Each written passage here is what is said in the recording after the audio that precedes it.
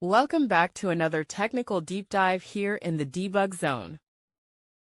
Today we're tackling a big question and breaking it down with insights from other users. Hopefully this clears up some misconceptions and helps you get the answer you need. So buckle up, stay a little curious, and let's jump right in.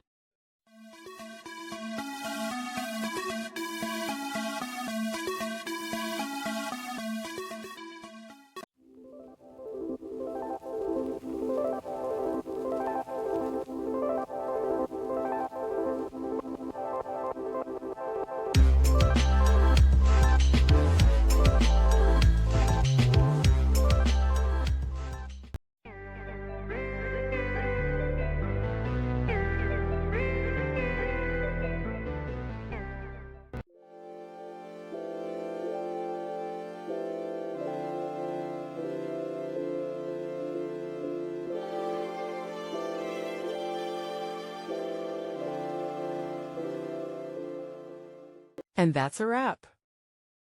I hope you found the answer you were looking for.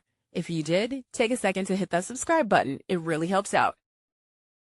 And let me know in the comments which solution worked best for you. See you next time in the debug zone.